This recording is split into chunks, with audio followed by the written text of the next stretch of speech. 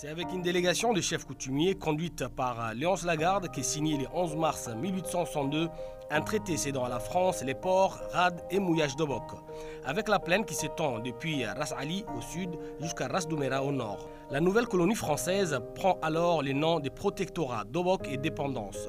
Pour la puissance coloniale, l'importance stratégique de cette nouvelle colonie sur la route des possessions impériales françaises d'Extrême-Orient, du Pacifique et de Madagascar via les canals de Suez est évidente. Donc, Obok a été la capitale de cette colonie d'Obok et Dépendance jusqu'en 1892. Elle fut pendant une trentaine d'années un dépôt de charbon pour les navires français allant ou revenant des colonies françaises d'Asie et de Madagascar. Les Français bâtissent quelques embryons d'infrastructures indispensables à leurs intérêts. La résidence du gouverneur à la garde pour loger les hôtes européens de passage, une mission catholique pour tenter d'évangéliser les populations locales, une jetée pour les navires qui mouillaient au large, quelques constructions en pierre madréponique réalisées par des commerçants originaires du Yémen ou des Aïlats, quelques entrepôts également. Mais malgré une croissance rapide de la cité d'Obok qui voyait affluer les populations du Yémen, d'Éthiopie, d'Érythrée et de la Somalie, les autorités coloniales françaises décident de transférer la capitale de leur colonie en 1892 vers les sites de Djibouti. Pour justifier ce choix, l'administration coloniale française avance plusieurs arguments. La recherche d'un port en eau profonde capable d'accueillir des navires à fort tonnage, la recherche d'une route facile d'accès et conduisant vers les hauts plateaux éthiopiens. La route Djibouti-Éthiopie est plus facile avec un relief beaucoup moins accidenté que la route Obok-Éthiopie plus difficile. La recherche de sources d'eau capables d'accueillir une population croissante. L'oued d'Ambouli, à proximité immédiate du plateau de Djibouti et du Serpent, permet à la fois d'offrir l'eau nécessaire mais aussi un espace pour développer une agriculture maraîchère afin de répondre aux besoins de la population citadine.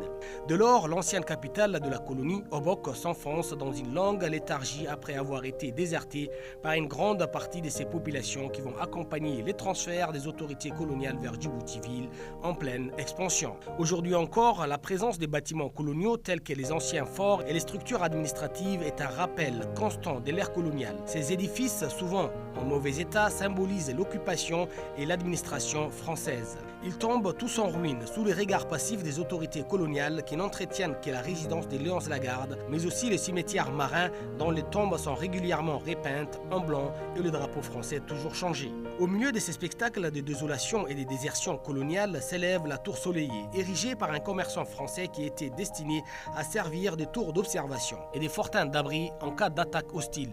Monument que les Obokois ne comprennent plus et confondent avec un phare. D'autre part, l'embryon d'un camp pénitentiaire, un bagne pénitentiaire des travaux forcés, a été installé tout au long du XXe siècle pour y incarcérer le bagnard originaire des différentes colonies françaises et de la métropole. Mais ce projet fut abandonné une dizaine d'années après au profit du bagne de Cayenne en Amazonie guyanaise. Des aventuriers comme Henri de Montfred vont trouver en ces lieux marginalisés des terrains idéaux pour y pratiquer la contrebande. Car l'ancienne capitale désormais enclavée est à l'abri des tracasseries incessantes des autorités coloniales. Ces ruines historiques sont appelées avec dédain par les Obokois Baïti Hayou, c'est-à-dire l'ancienne Obok ou l'Obok disparu. Obok est alors redevenu une petite bourgade résiliente, trop éloignée de la capitale et qui a vécu grâce à la pêche et de l'élevage traditionnel de son arrière-pays. En somme, les stigmates de la colonisation à Obok sont visibles dans tous les domaines. Ces impacts continuent d'influencer la ville et sa population, posant les défis pour le développement et la réconciliation avec le passé colonial. Il faudra attendre l'indépendance du pays pour que cette région soit mise sur pied d'égalité avec d'autres régions de la République de Djibouti et qu'elle commence enfin son long rattrapage en termes de développement et d'infrastructures.